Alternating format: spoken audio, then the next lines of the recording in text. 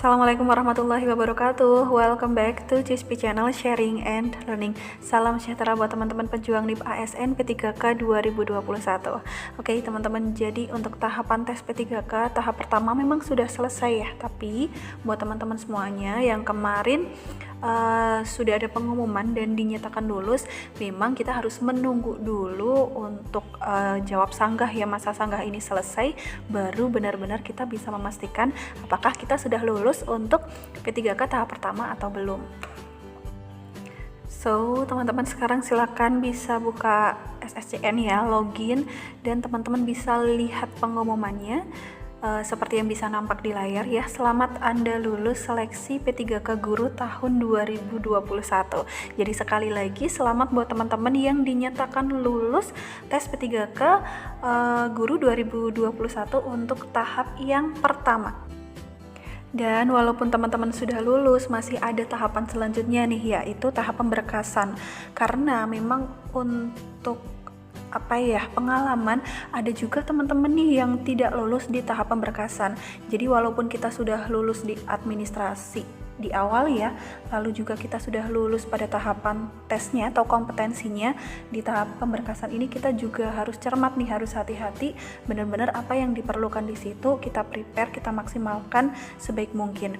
Nah, di sini saya akan sampaikan apa-apa saja sih yang harus teman-teman persiapan. Ini sebagai gambaran saja ya, karena memang nanti kita masih nunggu resminya, dan untuk pemberkasan sendiri di satu daerah dengan daerah yang lain nanti biasanya formatnya ada sedikit perbedaan.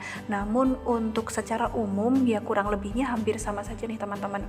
Oke, langsung saja ya, apa saja sih yang harus teman-teman prepare mulai dari sekarang.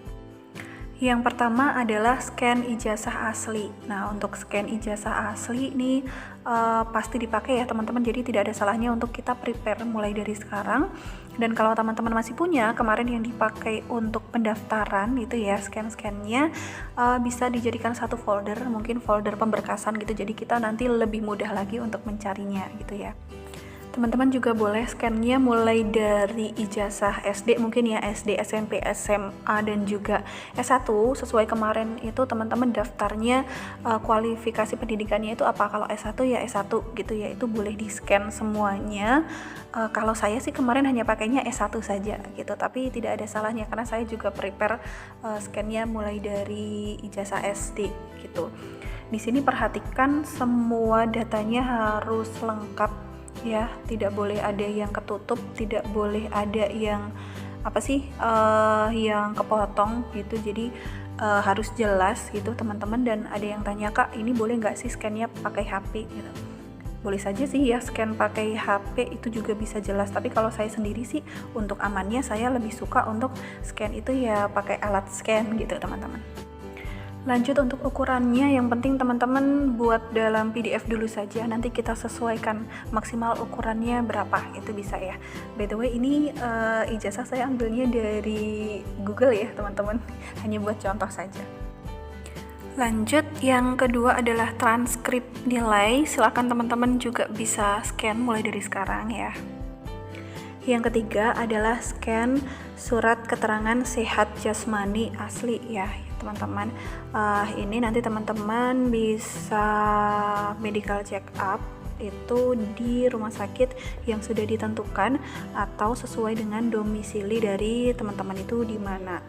Untuk ketentuan lebih lanjut nanti menunggu info resminya gitu ya. Yang keempat adalah scan surat keterangan sehat rohani asli. Nah, untuk surat keterangan sehat rohani ini nanti formatnya teman-teman mengerjakan ya 565 kurang lebih seperti itu kemarin kalau saya ya. Dan kita tinggal melingkari saja jawabannya ya atau tidak gitu ya teman-teman. Di situ ya banyak sekali sih pertanyaan, dan itu disesuaikan dengan karakter kita gitu. Kita itu karakternya seperti apa, konsisten atau tidak gitu ya.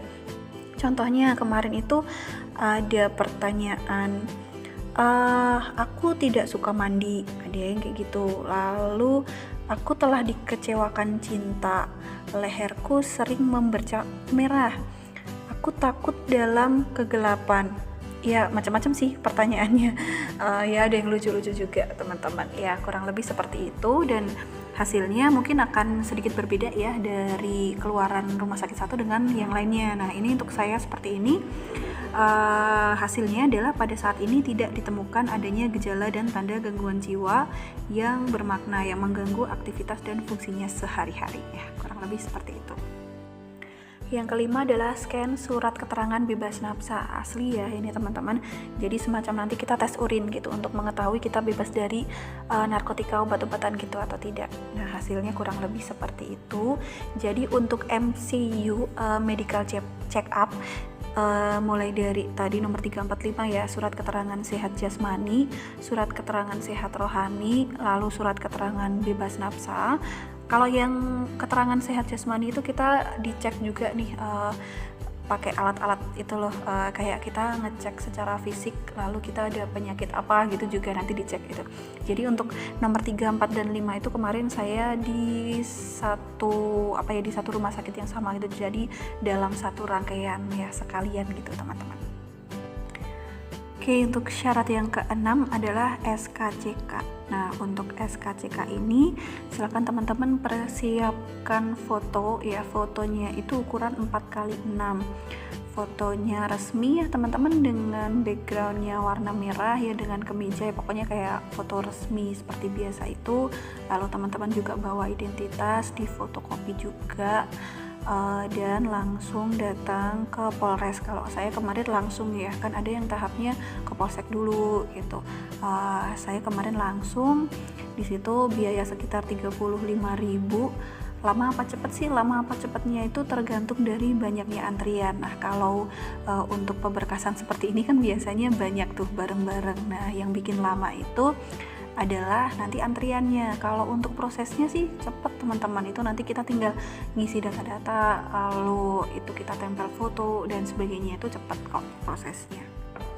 Oke, yang ketujuh adalah pas foto terbaru, biasanya itu dengan latar belakang merah. Nah, untuk pas foto ini sih sebaiknya teman-teman menunggu juknis saja ya yang resminya, karena beberapa daerah itu ketentuannya ada sedikit perbedaan gitu.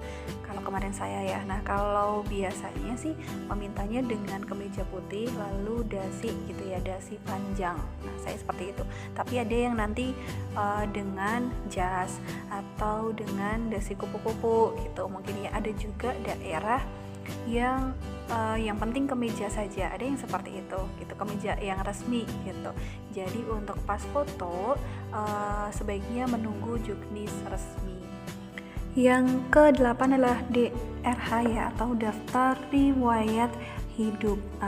Kalau ini benar-benar nanti formatnya menunggu juknis dari teman-teman. Format juknis untuk DRH-nya itu seperti apa? Kalau saya kemarin ada 5 pengisian DRH ya. Ada mulai nanti pendidikan, ada keluarga, gitu macam-macam. Jadi semacam di web gitu, lalu nanti kita isi dan kita download.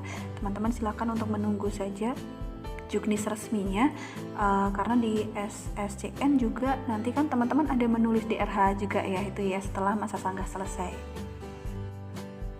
Yang ke-9 adalah surat pernyataan kesanggupan yang berisikan 5 poin atau super 5 poin gitu. Nah ini juga formatnya menunggu juknis resminya teman-teman, apakah nanti sama dengan ini atau berbeda, karena kalau ini kan untuk CPNS ya, bersedia ditempatkan di seluruh wilayah NKRI.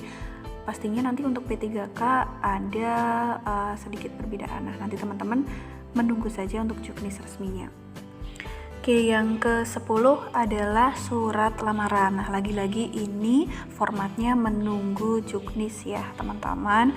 Biasanya tuh ada contoh, lalu kita tinggal mengisi saja gitu. Kalau di tempat saya kemarin bisa ketik, bisa juga tulis tangan. Nah, ini contohnya saya kemarin tulis tangan gitu ya. Ya, jadi kurang lebih itu teman-teman, buat gambaran saja teman-teman semuanya. Silakan yang bisa mulai dicicil sekarang ya untuk scan-scan gitu, mungkin ijazah, dan juga bisa mulai ini sih teman-teman yang belum punya untuk membuat NPWP. Ya, NPWP kan bisa kita ngisinya secara online dulu, teman-teman. Untuk NPWP sendiri, kalau di saya kemarin bukan syarat ketika pemberkasan, tapi banyak juga daerah yang mensyaratkan harus sudah mempunyai NPWP. Dan memang tidak ada salahnya untuk teman-teman punya NPWP dari sekarang, karena kalau kita mau ini udah mulai dapat slip gaji, itu pasti nanti butuh yang namanya NPWP. Kemarin saya buat NPWP-nya menunggu dari BKD, karena memang BKD menyampaikan bahwa NPWP-nya nanti saja gitu. Jadi saya buat NPWP-nya waktu itu diminta ketika akan terima gaji yang pertama kali gitu. Jadi sebelum terima gaji pertama sudah buat NPWP gitu. Jadi sekali lagi untuk NPWP silakan teman-teman bisa buat mulai dari sekarang ya.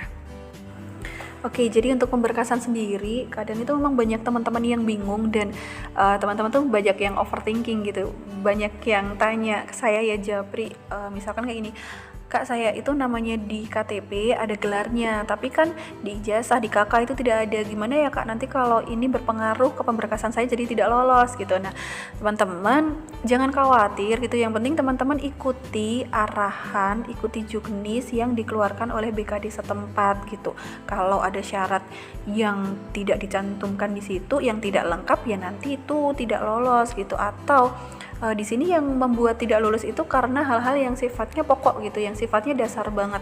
Misal nih jurusannya teman-teman itu tidak sesuai, kebetulan kemarin ketika administrasi kok lolos gitu ya. Misalkan jurusannya itu bahasa Inggris, tapi daftarnya di PGSD kan nggak bisa ya kalau bahasa Inggris ke SD gitu kan ya, aturannya linearitasnya.